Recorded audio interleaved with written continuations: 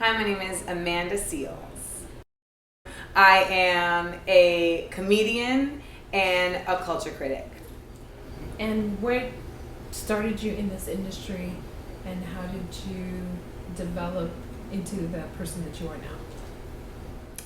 I started in this industry when I was 8 years old, actually dancing at Disney. I lived in Orlando, Florida.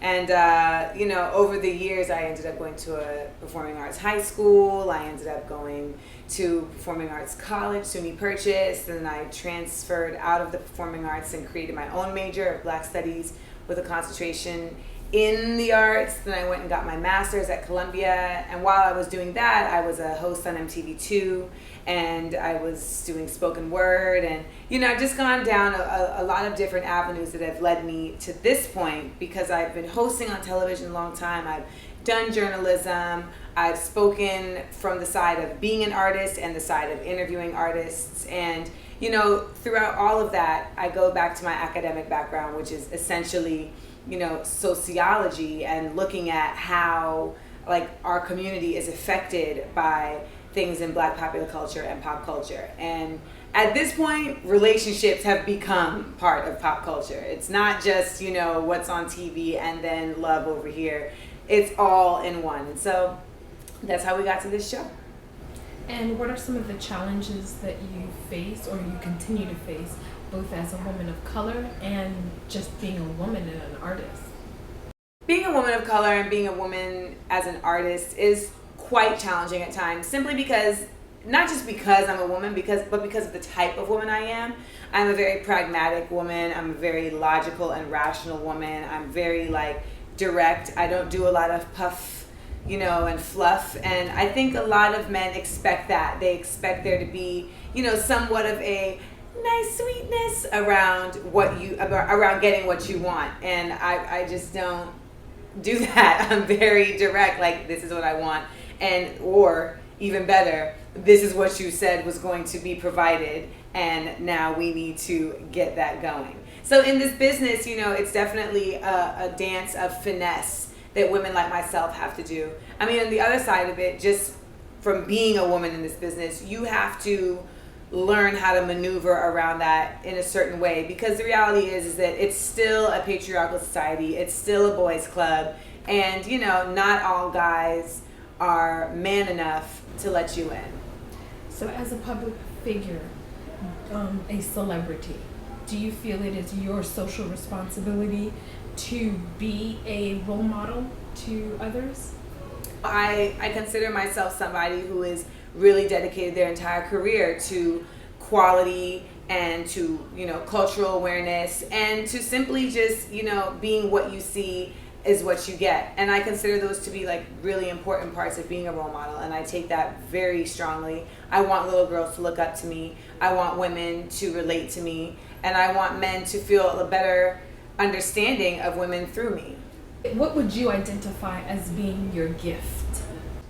I would consider my gift to be my ability to blend humor and knowledge in sharing with people. Who are some of the people that inspired you in the past, present, dead, or alive? Some of the people that have inspired me in the past are, of course, my mom. She's just a very direct and really has an interesting way of thinking and looking at the world, and she's really helped me in positioning pop culture and how it relates to the whole social sphere into my work. Creators of the Harlem Renaissance was a really big had a really big effect on me when I learned about that era, just how artists and poets and novelists and other artisans were all working together, or at least that's how it looks in the history books. And just to see the fearlessness with which creating was happening, and the multifacetedness which was happening as well. And that's inspiring to me, because I am somebody who is multifaceted and does work on a bunch of different levels. And to see that you can create that way and become an icon and have this oeuvre of work is incredibly inspiring. What would you like when your name is said, what would you like people to remember? What would you like your name to be identified with? when it's all said and done, I hope that people say, AmandaSeales was a cultural icon. So we're here at the Stand NYC right here in New York City, where I am performing It's Complicated every Tuesday in August.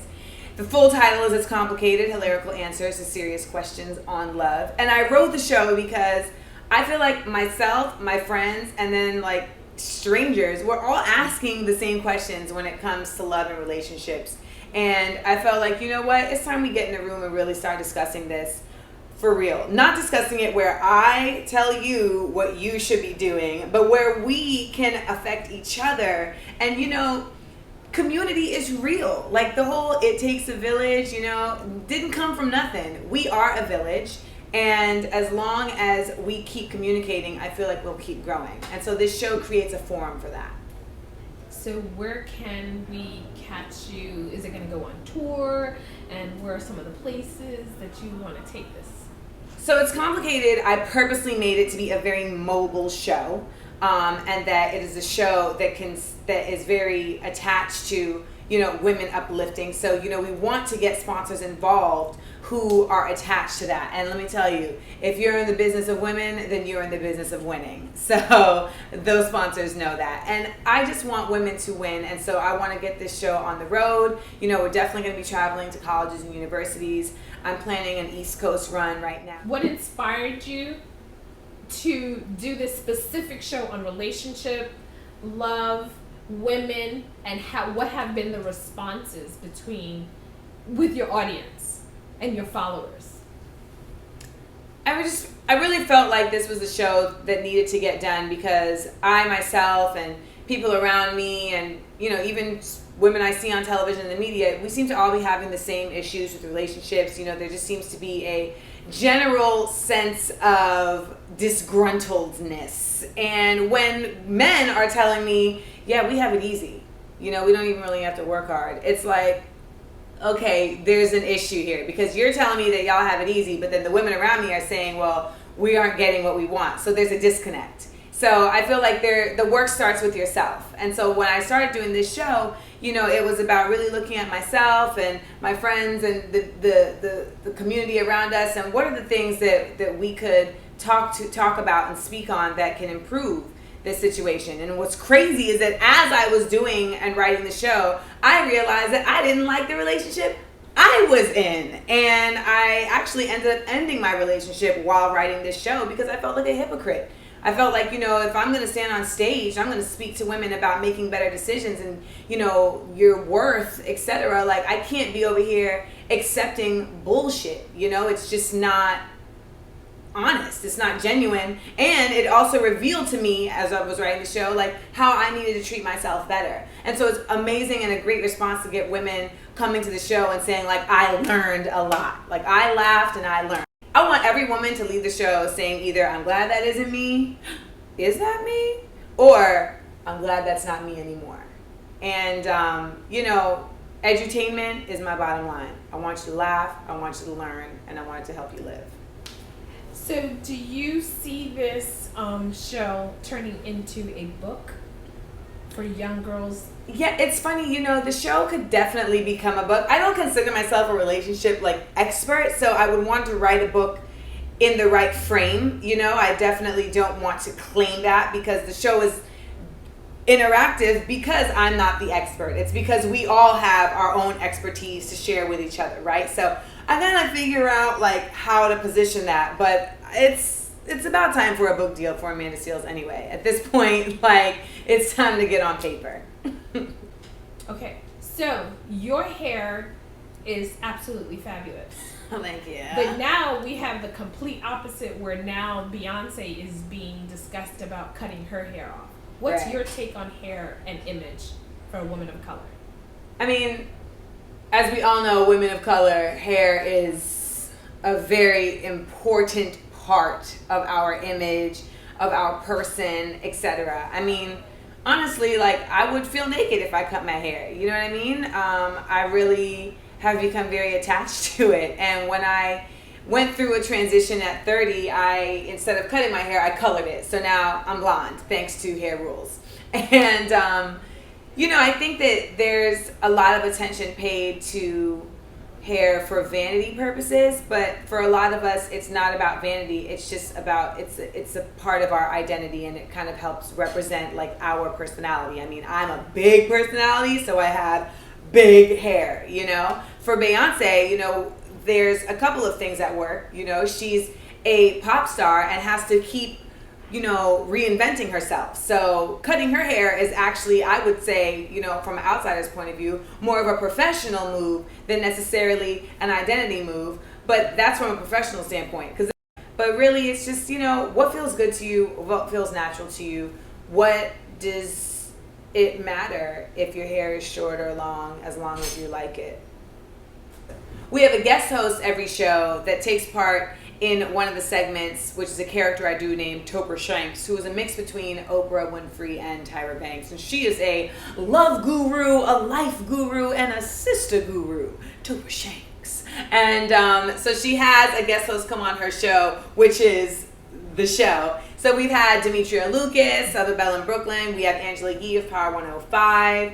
We have Taryn Guy of TarynGuy.com, and she is a hair and beauty specialist, and not just beauty outside, but beauty inside. And as far as product sponsors, we've been really lucky to have brands give us product that I can give away during the show during our segment, Smart Woman, Dumb Girl, which is a game show segment where I bring up two guests from the audience, and they compete and have to define if certain scenarios represent a smart woman or a dumb girl. And it's all about really improving our emotional intelligence, because a lot of us have logic, but we aren't necessarily the best at relationships because relationships are illogical. So we have to use our emotional intelligence. So that's a really fun segment. It's really interactive. People love it. Monster Products gave away headphones. Eco Couture Eyewear gave away our whole audience got sunglasses, as well as the winners on stage. Hair Rules gave away a free makeover at the Hair Rules salon right here in New York City. And Della, which is an African print brand that just did a collab with Urban Outfitters, gave away a boho bag and an iPad case. I mean, we've just been like really lucky, which makes me feel good because it lets me know that people know and understand I'm not an asshole. You connected to any charitable organizations, or do you have a charity yourself? And why is it so important for you to give back? At present, I don't have my own charity, but I really consider it an incredibly important part of what I do to lend my intellect, my expertise, my time to charities and to empowerment organizations. You know, I've been a part of WEAN for many years, and there's a number of different organizations that will call me in to come and speak. I'm doing Uniquely Me, which is a conference in Philadelphia this September, which is dedicated to, you know, the empowerment of young girls and giving them some knowledge and some insight into improving themselves. Also the Grassroots Foundation, which was started by Black Thought from the Roots and Dr. Janice Johnson-Deas in Jersey. I just left speaking with them and helping the girls learn how to do interviews, and they're all between the ages of 8 and 11, and it was hilarious. They also taught me how to wobble, so they gave back to me.